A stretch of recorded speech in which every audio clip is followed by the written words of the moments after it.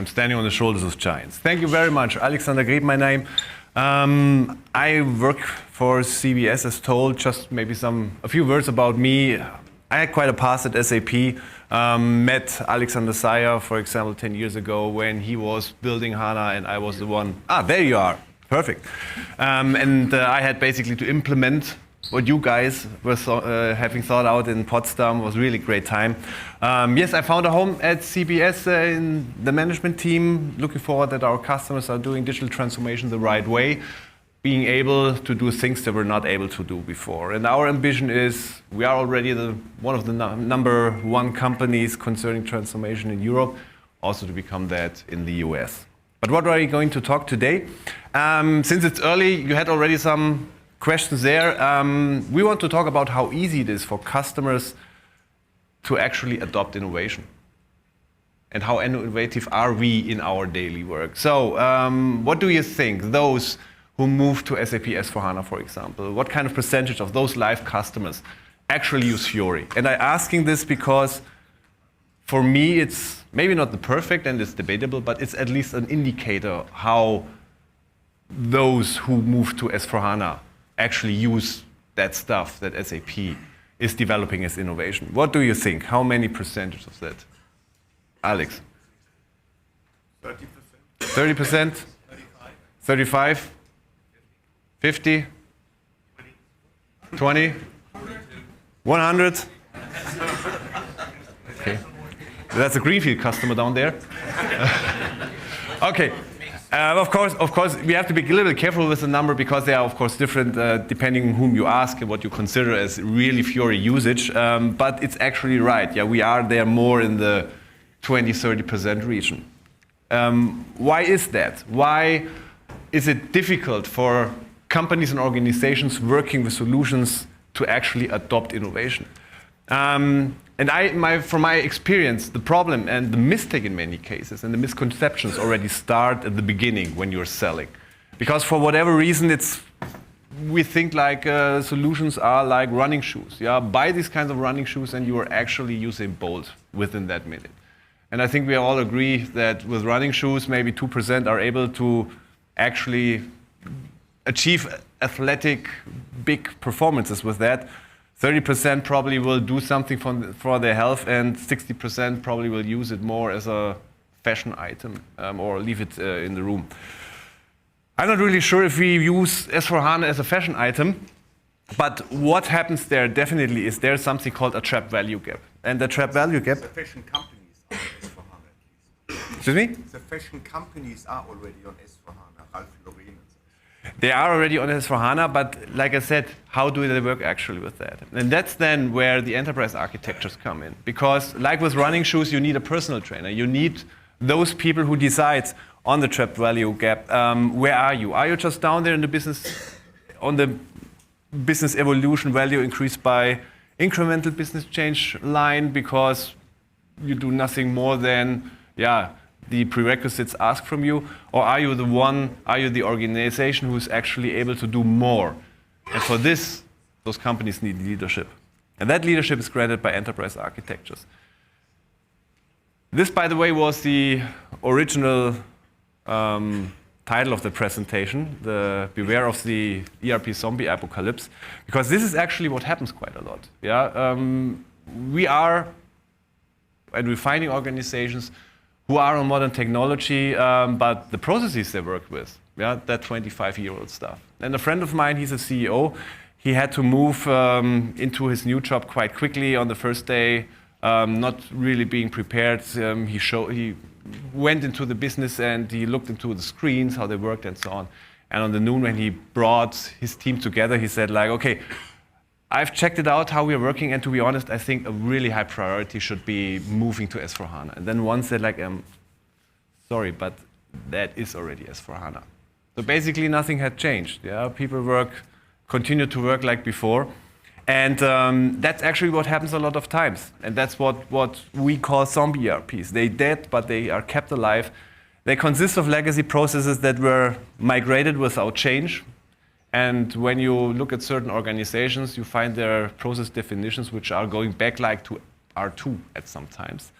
And they definitely eat up your abilities to innovate. Yeah, because you're stuck in the past, you have a mindset that this is the only way we have to work, and you do not get out of it. And who else is able to do that than enterprise architects? The funny thing is that as a private person, all of us, we are very innovative. Why? For example, remember when you moved from these kinds of old generation 1 mobile phones to smartphones, how you were approaching that topic or how we did it. This, for example, on the left side is the one that I had in, for example, in 2005. And for me, this represents ECC in that picture. Why? Because it's a good mobile phone. Yeah, because remember back, it had battery which lasted for about a week. Try that today with some smartphones. You could listen to some music because it was a Walkman edition. You could make some early photos with that.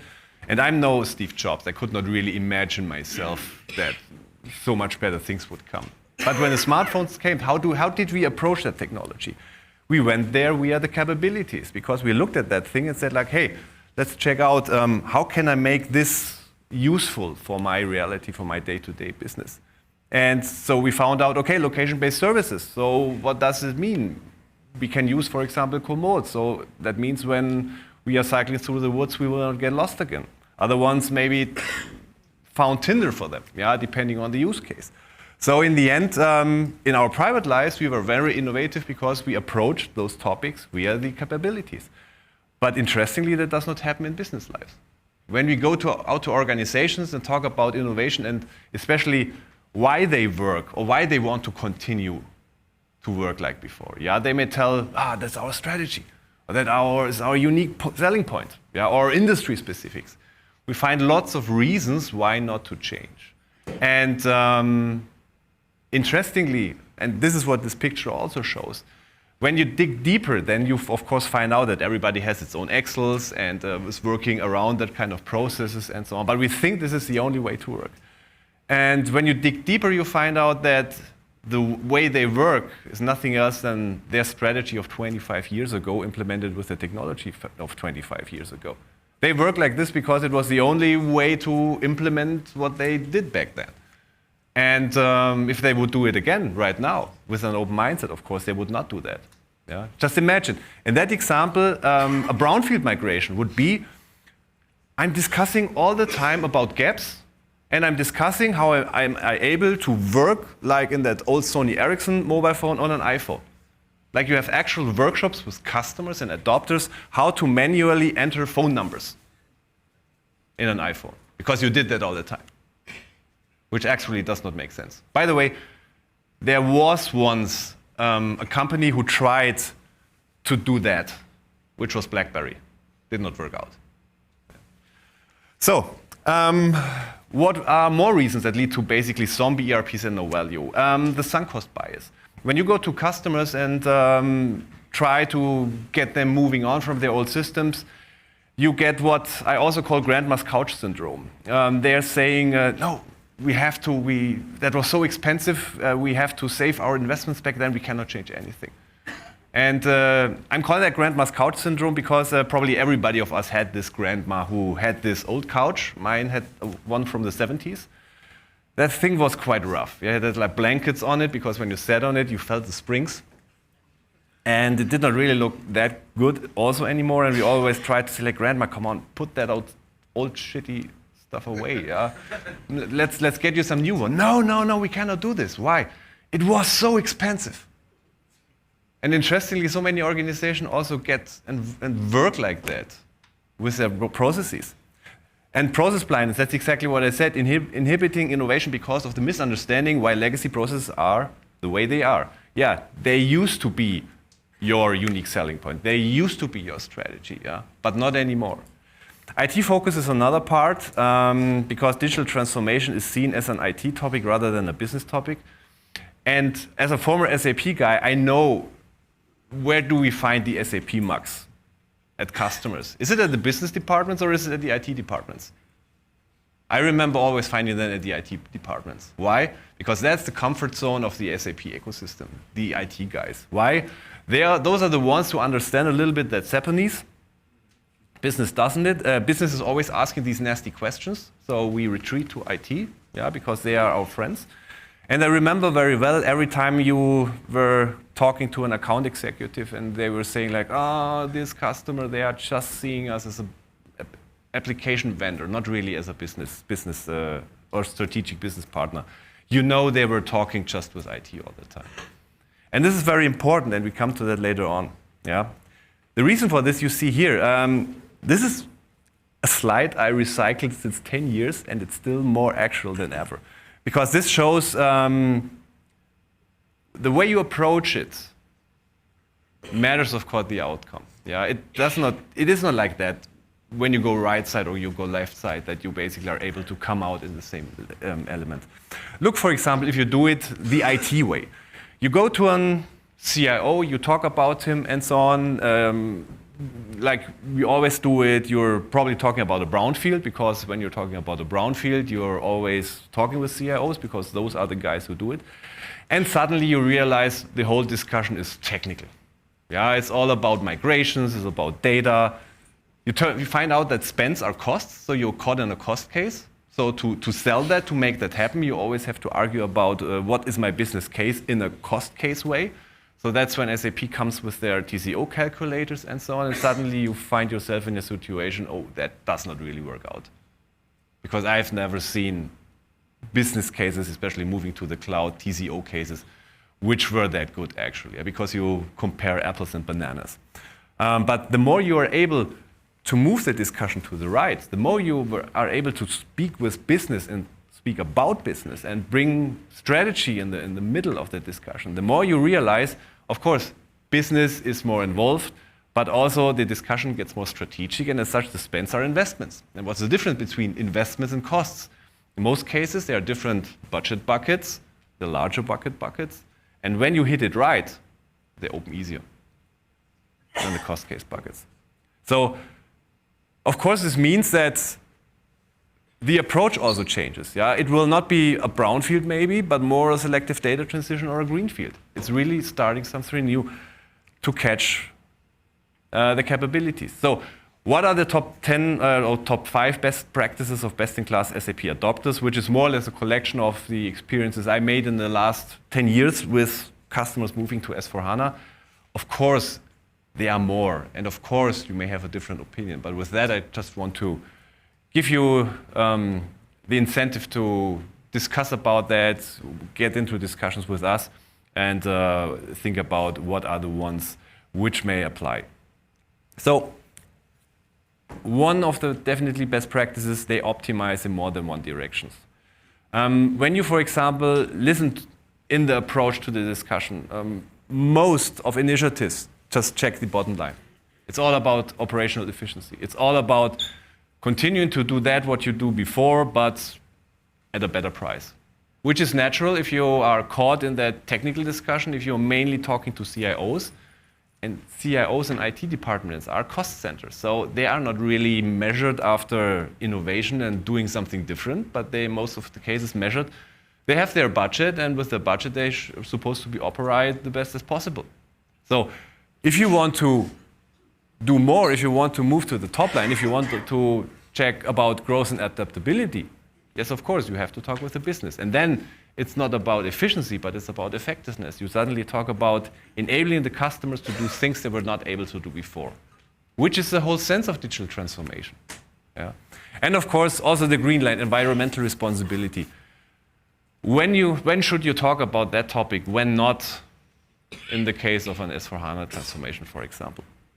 So that was the first one. Second one, they have the right mindset at the approach, which means 3 elements in that way. First element, have a forward-looking discussion. If you remember the picture back with the brownfield on the one side and the greenfield on the other side, which of course means when you do something like a brownfield and you do just a migration, you're always backwards looking, yeah, because you're discussing about the as-is processes. You're discussing about the as-is data and so on. You're not looking forward, and you're not looking basically about the next 5 to 10 years and ask the questions, what should I be able to do to survive the next 5 years in the best possible way?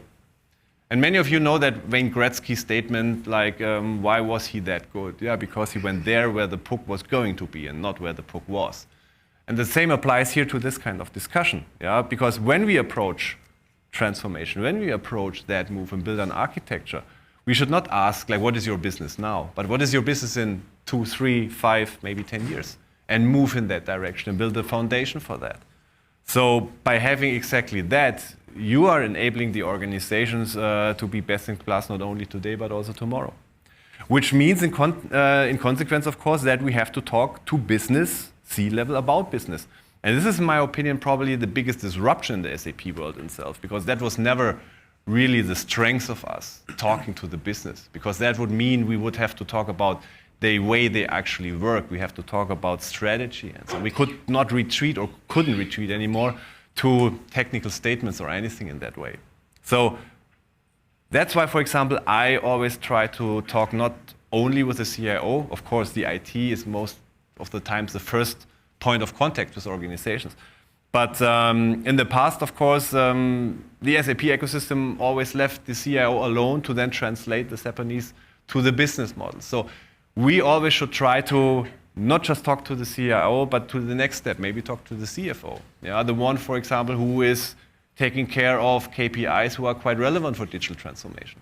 And if we have an answer how the CFO can optimize his KPIs, then we are on the right move, definitely. And the third one, keep it simple, avoid self-made complications. And that means fit to standard, clean core.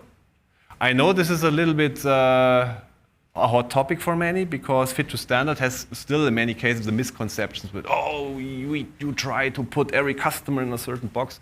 No, this is not what it's about. But it's about to be clever, it's about to be smart, and to divide between commodity processes and differentiating processes, and be very clear that in commodity processes, so those processes where there is a standard where basically everybody works the same way, we do not have to start from zero. It makes no sense to develop an individual payroll process. Still many organizations do that, interestingly. It makes no sense at all. Just takes time, costs money, and so on. And it's led by that weird idea that, oh, we are so special. Yeah? No, in commodity processes, we aren't special. Of course, different it looks when you go to the differentiating processes, those where actually the end customer of the organization decides, do I buy from him or do I buy from another company? And that's, of course, where we want to go into BTP. We want to go into really putting the horsepower into the street that digital transformation offers us, yeah, making new capabilities and so on and so on. But what kind of ratio do you have between differentiating processes and commodity processes? Yeah, companies are like people. All of us look different, yeah, but in the end we are like 99.9% identical, and enterprises are similar, maybe not 99.9%, but at least 80% you can consider commodity processes. So definitely point 3, they use a capability-based approach. So it's not about being that old school consultants who caused a lot of problems because his old school mindset, that old school mindset was, I'm a great consultant when I am listening and I'm able to realize the worst ideas that the customers have.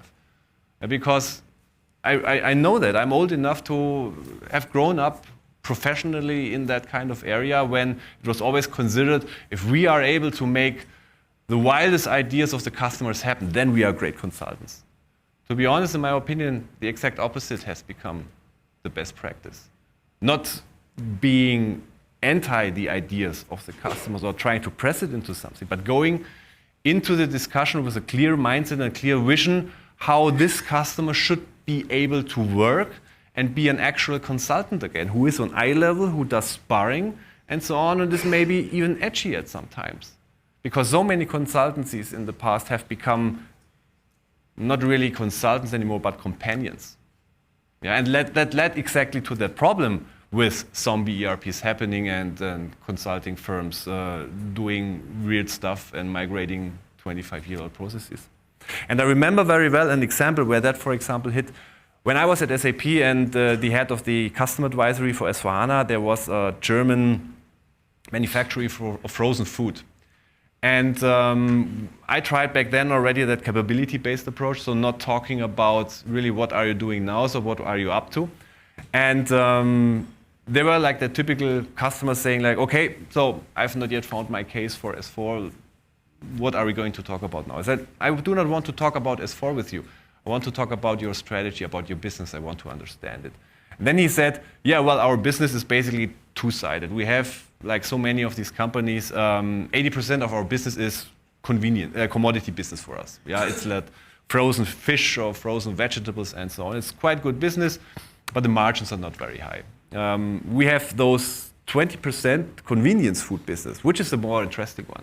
Yeah, because the margins there are much more higher. But they said, we are fully aware that nobody really likes that. Yeah, because that bami goreng stuff and so on that you buy, it's a compromise. Yeah, they actually say we mix that stuff, that it should disgust the least amount of people. So of course it's not spicy, so of course it's not really tasty, so of course it's not original, yeah, because it shall please the biggest amount of people. And as such, this is of course not a really good value proposition. But they said, if we were able to do something like a configurator in the internet, or like a bomb so you can configure your own convenience meal that we then in the company, in the factory, prepare for you, freeze it and send it to you. That would be a completely different business model. And then we could maybe do some automation business in cantinas, for example, where you go there with your card and this stuff is then made for you, similar like the replicator in the enterprise. So, but we are not able to do this because our ERP is not able to do that. And suddenly we had our case, looking forward and so on. Sadly then, this customer then chose his implementation partner again based on industry expertise. So one implementation partner who had done a migration to S4HANA for a beverage company, and that's exactly what they did with that customer too. So basically in the end it ended out being a brownfield, no really value. It's sad, but it's one of these kinds of examples that we have to learn from. So that's why it's so important that we discuss with the customer like what you are up to. And then when we understood the strategy and we understood what the end customer wants and what the competition of the customers are up to, then of course we can define these capabilities that the customer needs to be successful and to fulfill his strategy. And when we know those capabilities, we can then show up with an architecture with SAP applications whose features and functions in combination deliver the capabilities that the customer then needs and gets to make his strategy happen. Fourth, they divide selectively between commodity and differentiating processes. That's already what we were talking about. So always try to build a process map where you really mark, this is commodity, this is differentiating. Yeah? This really helps to get your initiative going faster. And fifth, they use the plateau approach. This is, for example, what we really believe in at CBS, and to be honest, I have mellowed down. In the past, I was more about the, hey, come on, let's do the disruption, otherwise it makes no sense at all. But yes, of course, that does not fit for everybody, I understood, yeah? Which means that for many companies, a plateau-based approach, like doing that first step and on the roadmap, having the second step, yeah, which is then moving up to the next level of innovation, definitely helps to get things move. And on the same way, keep the people with them and not losing them. So I got the opinion, if we follow maybe these 5 best practices or maybe more, maybe those that also you find out, and I'm happy to discuss about you, which they are, I guess we will be able to really make a difference in the SAP ecosystem. And since Timo already announced me as the man with the memes, maybe we are able then that our SAP implementations, come on. Nope, it does not want. The little legs are supposed to move and giving a very, very weird picture. Yeah, please, exactly. That's it. That's what so many SAP implementations end. Wrong capabilities connected with the wrong features and functions. So let's stop to do things like that. Let's do it differently. And I'm happy to talk with you offsite. Yeah, talk with me, follow me on LinkedIn, get into connection. thank you very much for Paul Cucina and the wonderful organization team to make this happen, and happy to see you. Thank you, Alexander. I have a question for you. No, already. really. Tell me. So you talked about grandmother's couch. Yeah. It's not so much a couch, it's a pacemaker. It's not something I'm emotionally attached to. ERP systems are often literally attached as keeping my company alive. And that's why I'm kind of a little reticent to throw it away and jump to something new. There's been some great presentations. I was in one from Pfizer talking about their risk-averse approach to moving to S/4HANA. So you would use a 35-year-old pacemaker? Say again, I don't understand. Why would it be a cheap pacemaker? When you say it's not a couch, it's a pacemaker, would you use a 35-year-old pacemaker? No, I'd go for the expensive SAP pacemaker. Exactly. Now we are agreeing. And I think we can all agree, if Timo secretly has a pacemaker, it's an expensive one, definitely. All right, no, but seriously, you get my point. Absolutely. For most organizations, the risk or the dangers, the complexity of just moving what they have to a cloud platform is already enough of a big step. And then now you want to go in and make everything more complicated? I think it's exactly other ways around, because and that's what I'm talking about with the zombies. I know, for example, a large German enterprise, of course not saying names, which has 188 ERP systems. And we were at SAP back then working with them for years. We started in 2016 talking about, let's say, how can we move to S4? And the discussion were always the same. In the beginning, they were really, really energetic and so on, and then they were falling into this kind of slow depression, because they started, oh, really, I have no clue. When I cut off something there, maybe will fall something down over there. So they were absolutely not able to move. Why? Because the systems were highly modified. The systems were done the old school style, hey, let's be as individual as possible. And with that, we more or less produced a complete mess. So how do we get customers out of this mess? First, to be very honest and not allowing these kinds of like sunk cost bias argumentations which may keep you from doing that necessary first step, because it's not going to be better if you do not move at all. And that's why we have to be friendly, but a little bit pushy of saying like, hey, try this one out, try getting that perspective, and look forward. And if I do, can't I just do a lift and shift and then innovate? Why not? That sounds easy. We have to be careful with the lift and shift, because the lift and shift was exactly introduced for those customers, which were so complex that they were saying like, okay, of course you would not start with a greenfield or a selective and so on. So you moved them up, and then you shifted them to the left. The problem with the lift and shift was that, like with all the good things which were thought to be a niche thing, that they were then found out by some very clever account executives, and then they said like, hey, that's something that I also can bring to my mid-sized customers, and maybe like shorten some discussions there, and oh, this is a Q4 deal. I can accelerate the discussion with that. And this is something which should not happen, of course. So you're blaming SAP now? I'm blaming everybody, us, SAP, customers, everybody. We are all at fault, but we have it in the hands to make the next steps and to generate actual value. Can we do an audience question? Sure.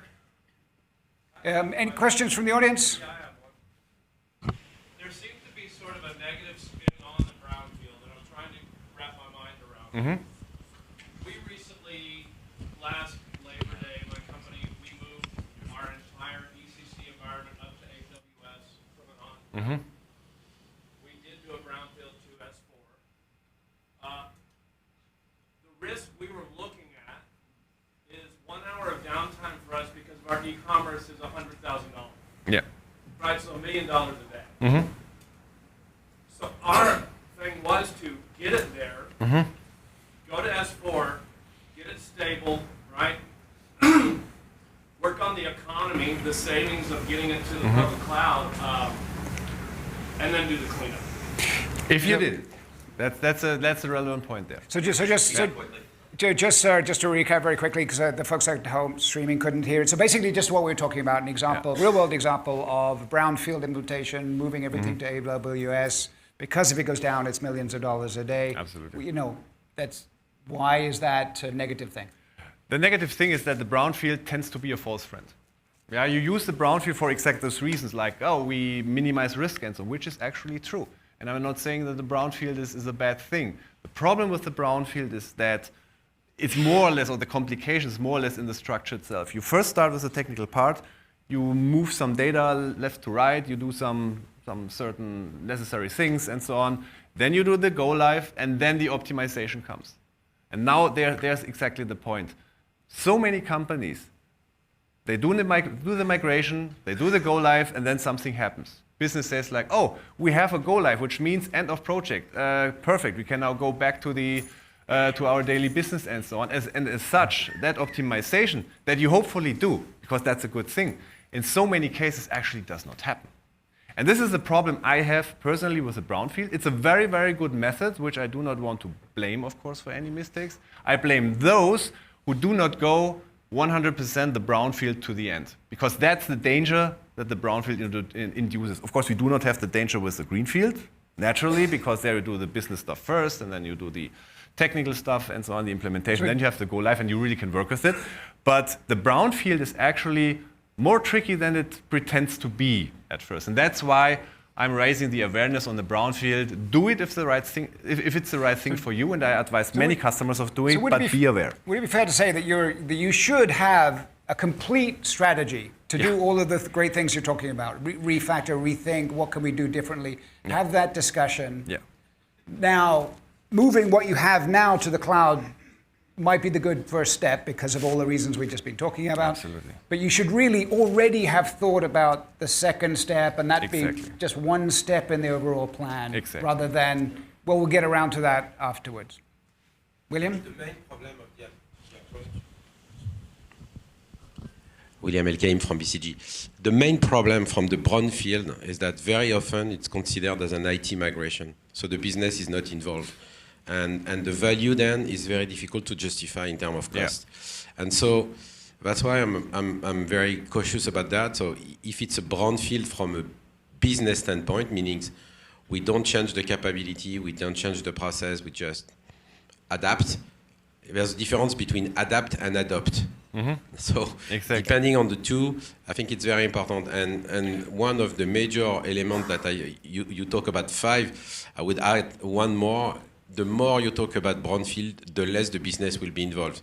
Absolutely. And what you're saying is, you're raising a very important point. The brownfield is often taken off, we do not want to involve the business too much. They have other things to do, and they do not want to be involved, so we do a brownfield and so on. And I think this is definitely not the right approach for that.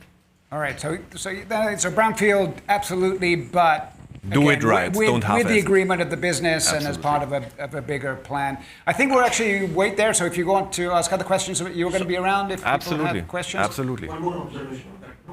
Whenever we are moving, moving from ECC to S4, whenever, like, good point that you brought up, like on the brownfield side, okay, IT involvement. But the another factor, always I've seen it in my journey now, it's a cost. And always like, meaning they knew that, okay, they're not doing good. Mm-hmm. They have to be competitor in the market. Mm-hmm. But still, cost is always killing just to take a decision to move on. May I answer to that? Because that's a very interesting point. It's very important. Yeah. Again, it's too expensive to innovate. To do anything, it's too expensive to do anything else in a brownfield. But this is a misconception. Because I heard this argument so often, hey, we're just doing the technical migration, it's very cheap, so we do that for cost reasons. The problem, though, is when you then look into those systems, you are that version, okay, now we have to do 1.5 years of pre-work first to get you onto a version, an enhancement pack, and a service pack, and so on, to be able to do that kind of a migration at all. So what that means, you have additional costs which are not really bringing you forward, but which are more cleaning up sins of the past and so on to be able to do a brownfield migration. So in the end, it's not 100% like this, but it turns out that there is not so much difference in many cases between a brownfield where you have to do a lot of cleanup first to get ready for the brownfield, and in the end of a greenfield which is fit to standard, or a selective transition which is done very good. The differences are not so big anymore, but where you turn out in those cases, value-based, is a huge difference at all. Yeah. All right, so obviously it's a vast topic. Thank heavens it's difficult, otherwise none of us would have jobs. Thank you very much. Thank you very much. Sander. All right, we're going to... I have my assistant here, Paul, with... Alexander. Alexander, you got to go in the middle.